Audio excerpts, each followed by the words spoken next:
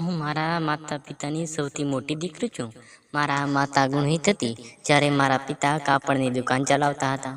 મારા પિતા મારા લગ્ન માટે યોગ્ય છોકરો શોધવા માંગતા હતા. થોડી મહેનત પછી તેઓ એક છોકરો મળ્યો, જેનું નામ કમલેશ હતું. છોકરાના પરિવારમાં મને જોયું તો હું તેમને ગમી ગઈ હતી. તેઓ મને જોયા પછી કમલેશના પિતાએ તેમના પુત્ર સાથે દહેજ વિના લગ્ન કરવા સંમતિ આપી અને પછી મારા લગ્ન થયા. કમલેશ આ લગ્નની ખુશ હતો, પણ હું ખુશ ન હતી. આનું કારણ એ હતું કે મને એક નિશ્ચિત અને સુંદર પતિ જોઈતો હતો. કમલેશ બિલકુલ એવો ન હતો. થોડા દિવસ પછી જ્યારે હું ઘરે આવી ત્યારે મારો ચહેરો ઉદાસ હતો.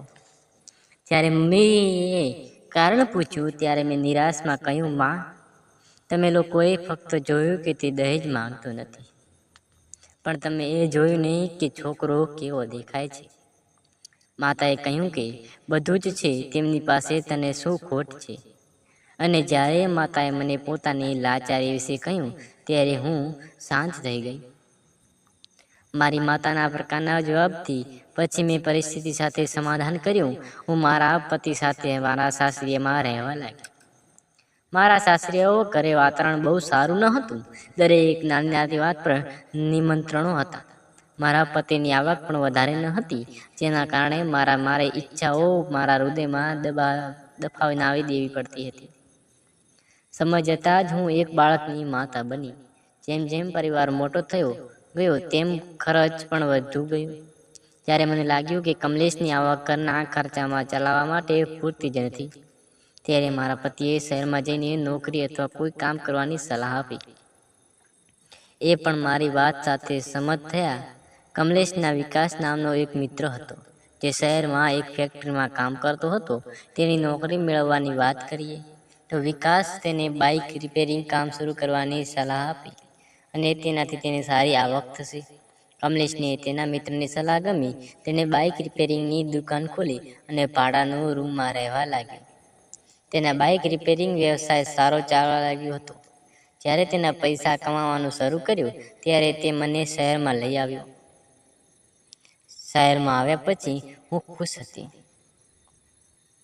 મેં ધીરજપૂર્વક જીવનનું નવું શરૂ કર્યું અને મારા બાળકને મારા ઘરની નજીકની શાળામાં પ્રવેશ અપાવ્યો. બાળકને શાળાએ મોકલવાનું કામ હું જાતે કરતી હતી. ચેતન નામનો એક યુવાન મારા પતિની દુકાનની તેની બાઇક રિપેરિંગ કરવામાં આવતો હતો. તે એક ફેક્ટરીમાં કામ કરતો હતો. ચેતનની કમલેશ સાથે મિત્રતા થઈ ગઈ. જ્યારે પણ તેની પૈસાની જરૂર પડતી ત્યારે કમલેશ ચેતન પાસેથી પૈસા ઉછી લેતો. ક્યારેક બંને સાથે બેસીને દારૂ પીતા. દારૂ પીવાના ખર્ચા ચેતન પોતે ઉઠાવતો હતો. એક દિવસ ચેતન દુકાને આવ્યો ત્યારે કમલેશ તેને કહ્યું, ચેતન, આજે મારા દીકરાનો જન્મદિવસ છે. હું તમને સાંજે આમંત્રણ આપું છું. સાંજે ફેક્ટરીથી સીધા ઘરે આવો. ચેતન, હું ચોક્કસ આવીશ. આટલું કહીને તે ફેક્ટરી તરફ રવાના થયો. સાંજે તે ભેટ લઈને મારા ઘરે પહોંચ્યો. કમલેશ તેની રાહ જોઈ રહ્યો હતો. જ્યારે તે ઘરે આવ્યો ત્યારે કમલેશે મને બોલાવી અને કહ્યું કે જો કોણ આવ્યું છે. તે દિવસે મારા દીકરાનો જન્મદિવસ હોવાથી હું પહેલેથી જ તૈયાર થઈ ગઈ હતી. મારા પિતાનો અવાજ સાંભળીને હું તેમને જોઈને મેં કહ્યું, તેમને ઓળખી શકી નહીં. તો તેણે કહ્યું, ભાભીજી, જ્યારે હું ક્યારેય તમારા ઘરે આવ્યો નથી તો તમે મને કેવી રીતે ઓળખશો? મારું નામ ચેતન છે અને હું કમલેશનો મિત્ર છું. ચેતન સાથે આ મારી પહેલી મુલાકાત હતી. પહેલેથી જ મુલાકાતમાં અમે એકબીજાને મન જીતી લીધા. તે પછી ચેતને નક્કી કર્યું કે મને કોઈ પણ કિંમતે મેળવી લેશે. તે મને પડકાવવાનો પ્રયાસ કરવા લાગ્યો. તેણે પણ સારી રીતે જાણતો હતો કે તે મારા સુધી પહોંચવાનો પ્રયાસ કરી રહ્યો હતો. તેણે કોઈક રીતે કમલેશને દારૂનો વ્યવસાયને બચવાનું વિચાર્યું અને તેની દારૂની બોટલ લઈને મારા ઘરે આવવા લાગ્યો.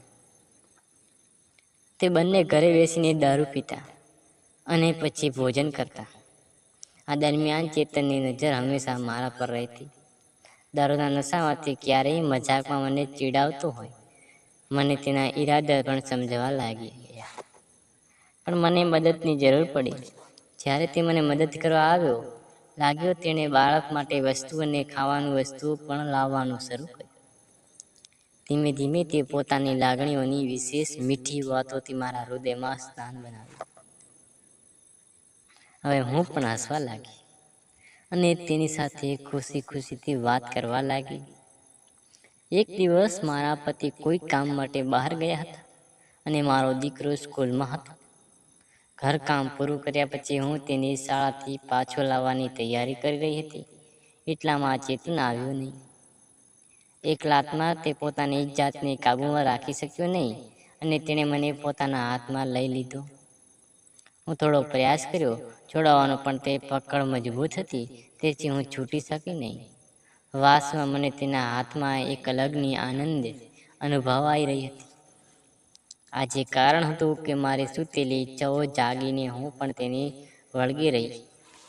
આ પછી ગોળપણા તોફાનમાં અમારી બધી મર્યાદાઓ વહી ગઈ. તે દિવસે હું બધી મર્યાદા ભૂલી ગઈ હતી, પણ ભૂલી ગયો હતો કે તેના મિત્રના ઘરે આગ લગાવી રહ્યો હતો. હું જલ્દી ચેતનના પ્રયાસ પ્રેમમાં પાગલ થઈ ગઈ. મેં પતિ કરતા ગર્લફ્રેન્ડને જેની મારી જાતને વધુ કાળજી લેવાનું શરૂ કર્યું. ચેતન પણ પોતાની કમાણી મારા પર ખર્ચવામાં કરવાનું શરૂ કર્યું. મેં જે પણ માંગ્યું ચેતને તે પૂરું કરતો, કારણ કે અમારા લગ્નમાં અડચણ બનાવવા માંગતો ન હતો. તેથી તે મારા પતિના દારૂ પીવડાવતો હતો અને તેને વિશ્વાસ મિત્ર રહ્યો. આ સંબંધ લાંબા સમય સુધી છુપાવેલા રહી શકતા નથી. વહેલ કે મોડો જ્યારે ચેતન કમલેશની ગેરહાજરીમાં મારા ઘરે વધુ ને વધુ આવવા લાગ્યો, ત્યારે સત્ય બહાર આવે છે. તેને જ મારા બધા અમારા પર શંકા કરવા લાગ્યા. કોલોનીમાં અમારા સંબંધો વિશે અફવાઓ ફેલાવા લાગી. કોઈક રીતે વાતચીત અમારા કાન સુધી પહોંચી. કમલેશને તેના મિત્ર પર અપાર વિશ્વાસ હતો, તેથી તેને જે સાંભળ્યું તેના પર વધારે ધ્યાન આપ્યું નહીં. પરંતુ તેના મનમાં શંકાઓ ચોક્કસ ઉદ્ભવવા લાગી. સત્યનો આધાર: એક દિવસ તેણે મને ચેતન વિશે પૂછ્યું. મેં કહ્યું કે તે તારો મિત્ર છે, તું તેને ઘરે લાવ્યો છે. જ્યારે પણ તે આવે છે ત્યારે હું તેને ચેતન કહીને બોલાવું છું. પડોશના લોકોને ઈચ્છા થાય છે તમે પણ પડોશીનો જૂઠાણમાં ફસાઈને મારા પર શંકા કરવા લાગ્યા છો. હું તમારા શંકા નથી કરતો, કરી રહ્યો છું, ફક્ત પૂછી રહ્યો છું.